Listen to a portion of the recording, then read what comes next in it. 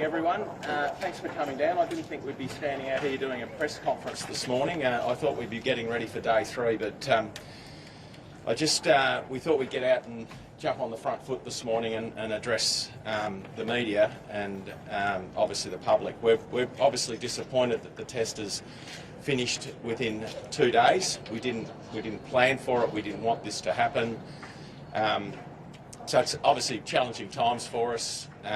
You all know our journey with our pitch over the last 7 or 8 years. Back in 2017, we obviously went through a huge review, and since then, Matt and his team have done a great job and produced probably 7 really good pitches that we've been really pleased with. But quite obviously, watching the commentary over the last 24 hours, this pitch has clearly favoured the bowlers and hasn't given the batters a good opportunity to get set. So we're obviously disappointed. What it demonstrates is the really fine margins that Matt and his team are dealing with. We had some circumstances leading into the test that were difficult, particularly around weather.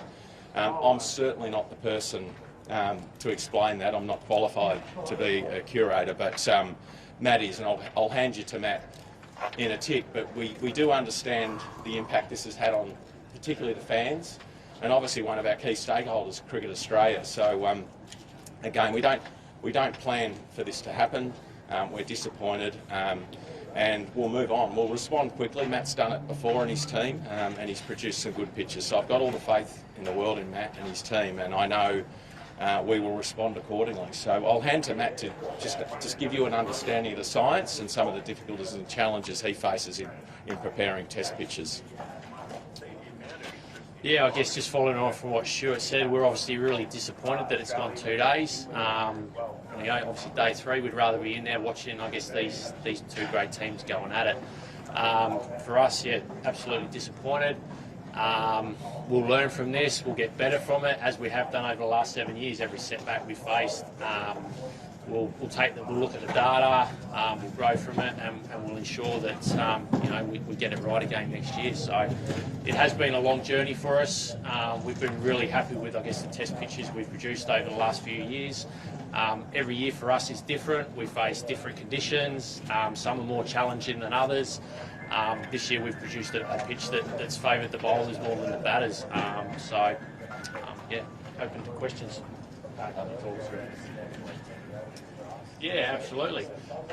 So obviously, yeah, last year was 7 mils. We had a lot of hot weather leading into last year, which makes it a lot easier for us to control our moistures leading in. So we left more moisture in the top of the pitch last year to, I guess, provide that contest early up in the game. We had some cooler weather at the back end of the game, but we felt that we had the balance, I guess, leading into that game really, really good.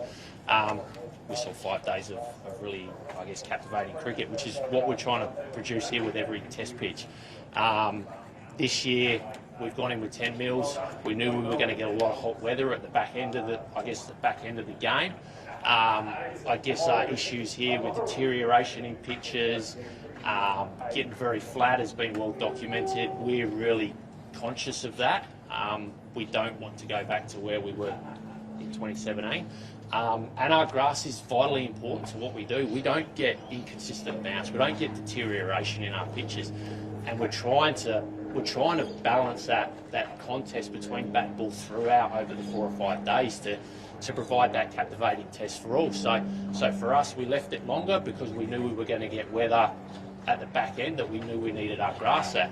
You look back at it and you go, well, it's favoured the bowlers too much days 1, days 2. Now, if that doesn't happen, then we set ourselves up really good for, I guess, day 3, day 4.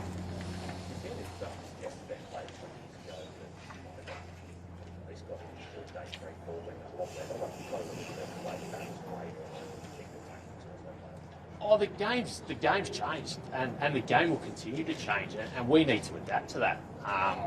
There's no relevance. There's no doubt in that. So for us, we'll go away from this now. We'll look at all the data, and there's a lot of data to unpack. You know, how much seam movement were we getting on day 1? Our seam numbers are not too dissimilar to what they were last year, and they're actually less than what we had against Pakistan.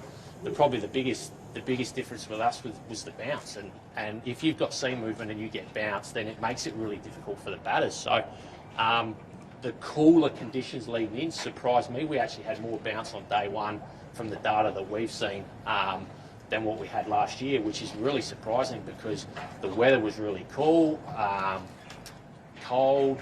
We had rain on Sunday. Well, we had 25 mils of rain here. Pitch sat under covers all day. So to get more bounce this year than we had last year surprised us. That's an easy thing for us to adapt to, and it's an easy thing for us to change. And we're always striving to improve, get better. Our pitches are not going to be consistent every, they're going to be different every year because of those challenges with the weather. We've had pitches at different heights. You go back to 2019 against New Zealand, we had a pitch at 12 mils. Ashes 2021, we were at 11 mils. Pakistan, we were 8, we were 7 last year. This year we've gone 10. So every year is different, and the margins are very small. But in the back of your mind, you're always trying to provide that contest. We're about trying to provide captivating Test cricket. That balance between bat, ball, and going 4 or 5 days. We've produced a test that's been captivating, but it hasn't gone long enough. And we'll take ownership of that. We'll learn from it. We'll grow, and we make sure that we'll get it right next year.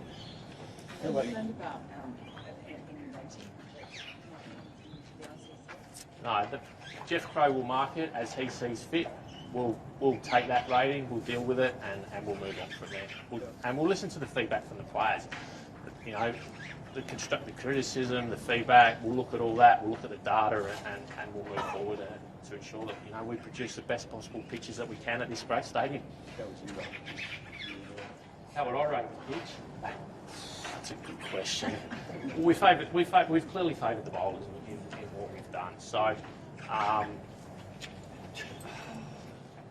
you look at that and where that sits on the scale, it's not for me to decide. I'll leave that one up to Jeff.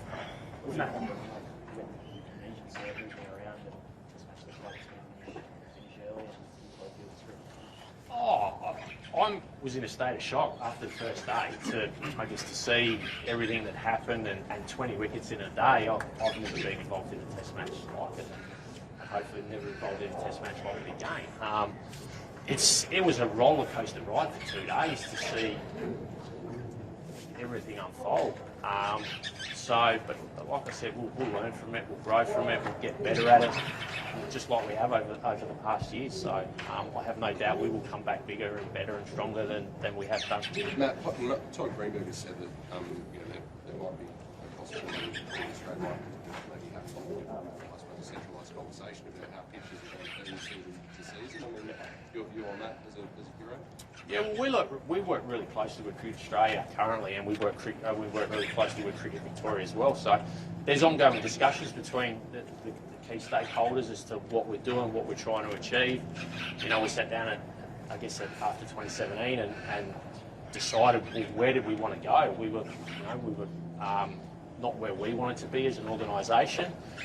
We were heavily criticised for having dull, lifeless pitches.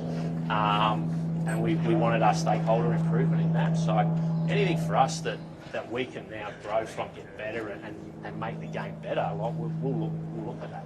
And Matt, what do you make of the criticism that over the last 24 hours that the pitch has received, and yourself as well, you and your team put this pitch together, and you've got commented all around the world talking about a great test match? Yeah, obviously we're really disappointed with what's happened. A lot of the noise is obviously outside. I personally don't read papers, I don't watch the news, but we know that this hasn't gone as we planned. Like we do with any other test match, we will look at the data, we will analyse, and we will look at what we need to do now to improve to ensure that next year is a success for us. Matt, there's different traditions in different countries. Does the home team have any input or any teaching about the pitch you prepare? We have absolutely no input in here as to what sort of pitch we prepare. Like I said, back in 2017, we sat down as an organisation with Cricket Australia and Cricket Victoria, and we decided what do we want our characteristic to be, and that was pace, bounce, seam movement. If we don't have seam movement here at the MCG, we become very dull, very lifeless, and very flat, which is good for no good for the players, it's no good for the spectators, and it's no good for the game. So for us, it's about providing that seam movement, we've gone too far with this one, and obviously we're very, very disappointed that it's only gone 2 days. Do you feel left out at all by the coaches? I'm not here to I'm not here to comment on what the players, how the players have played the game. I think for us to learn and grow and get better at what we do, we have to analyse what we've done in the lead up to this. Obviously, we've had some really challenging weather. We will have challenges next year. I guess every year is different here in Melbourne. We had warm weather leading into last year. We've had really cool weather leading into this year. We've got to unpack it all and work out, what do we need to do next year to ensure that we get that contest that goes 4 or 5 days and provides a great spectacle for the fans. Just consistent with weather. Are there not mechanisms to counter that? Perhaps you'd like to. Well, we're continually monitoring the pitch throughout. I mean, obviously it's sat under covers all day Sunday leading in, but we were really confident leading in. We went with 10 mils because we thought that was going to provide a really good contest and then provide that contest throughout the game.